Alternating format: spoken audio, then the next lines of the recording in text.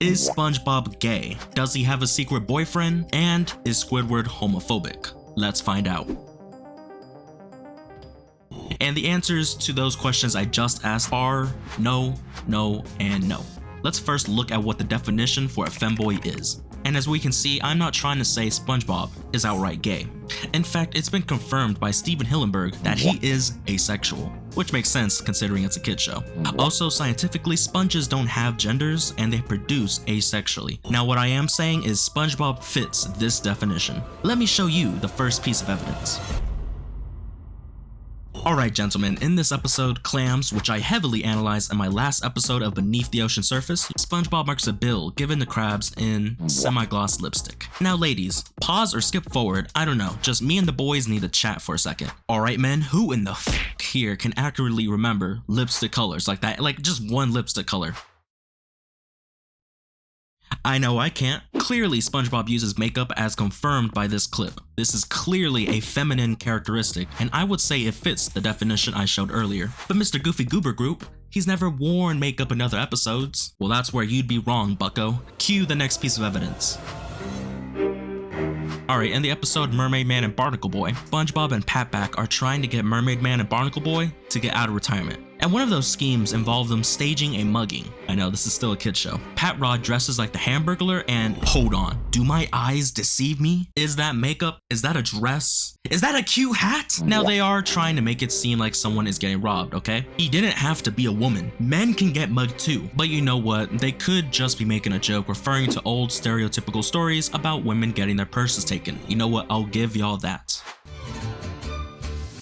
Okay, what the hell? Alright, SpongeBob and Squidward went on a date. I mean, y'all see why I had to make this video. Every time there is a need to dress up and play a woman, why is it SpongeBob? Never mind, let's just back up a little, because some context is obviously needed here. So Squidward sees the finest cephalopod in Bikini Bottom, and just like crabs before him, he fumbles and awkwardly asks her out. He's just like me, but he needs practice to go on a date, so SpongeBob could have just asked him questions or helped him figure out what he's going to do. Nah, he cross-dresses again. I swear, SpongeBob just takes any opportunity to cross-dress at this point. It couldn't possibly get more obvious that he likes feminine clothing beyond this. Squidward, bye Mr. Krabs. Bye Squidward. You said bye Squidward twice. I like Squidward. Okay, so you know what, we could excuse everything up to this point, you know, it's just for the episode, they're trying to trick. SpongeBob could just be a good friend and he's just trying to help his homie. Could all be excused. What the hell, how could we possibly excuse this piece of evidence? I have no idea what the writers were cooking up when they released like, hi Squidward. You know what my friends would say if I did that shit? Or imagine it like this, if me and my friends were taking a road trip and I had to say bye to a homie who couldn't go, let's just pretend his name is Humphrey. For whatever reason. This is how I would do it normally. Alright Humphrey, I'll see you later. I'll tell you how the trip is. See you later, bro. This is how SpongeBob does it apparently. Bye Humphrey. Bye Humphrey. I like Humphrey. Who the fuck says bye like that? You know what would happen if my friends caught me saying bye like that? They called me gay. Amongst some other slurs that I can't repeat here. Oh yeah, I think this is about the time I should say I have no problem with gay people, I'm just making a joke. What is his fascination with Squidward? Well, you could say he's just a great friend to everyone, he's pure-hearted all the time. And that would make sense. Maybe I'm just tripping, alright? Surely there's nothing more that would convince me that he is a So this is about Squidward again. Jesus. So I'm pretty sure we all know how this episode goes, but just in case, let me summarize. So Squidward gets fired for supposedly stealing a dime. He becomes homeless and has to mooch off SpongeBob. SpongeBob now agrees to all of his demands, including him wearing a maid's outfit like a sexy maid from Spirit Halloween for some reason. This kinda says more about Squidward more than anything, but SpongeBob is still kinda sus for doing this. I mean, think about it like this. Even if it was your friend's dying wish, would you put on a maid outfit for him? I know some of y'all probably would, but let's just move on.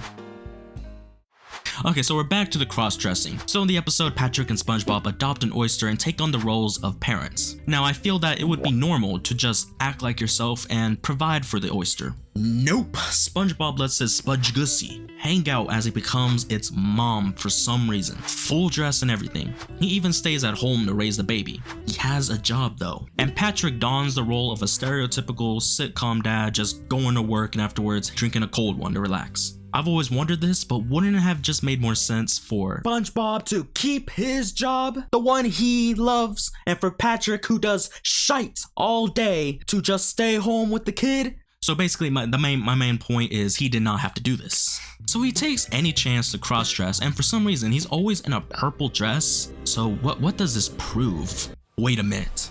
Who is girly teen girl? So in the sleepover episode, Mr. Krabs is trying to sneak into Pearl's girly sleepover. No diddy. And he enlists SpongeBob's help, and in one of his schemes, it appears he dresses like a girl. So Goofy Goober Group, why wouldn't you include this as evidence? Well, SpongeBob pulls up a little later after girly teen girl is sent away. So that begs the question, who is girly teen girl? Well, it looks just like SpongeBob. In fact, it could just be him in a wig. And if we look at SpongeBob's family of other sponges, every sponge looks pretty different from each other, but the only ones that look like him in the show are family, and I mean direct ascendants or descendants. So that must mean, could this be SpongeBob's illegitimate daughter, his biggest secret? But wait, who can be his mother? Well, if we just examine girly teen girl, we can see her hair is brown and her dress is purple. Pause. A purple style, brown hair. Girly teen girl is Sandy's and SpongeBob's secret daughter. She's from Farawayville. What if she was sent there to be far away? Nah, I think I'm just tripping. But if y'all want to hear more, check out my next video about SpongeBob and Sandy's secret relationship. But oh yeah, is SpongeBob a femboy? Well, if we look at the evidence and the definition, he cross-dresses in numerous occasions, applies makeup at least twice. So if we look at the definition, it doesn't say you have to be outright gay, but it does mention feminine clothing.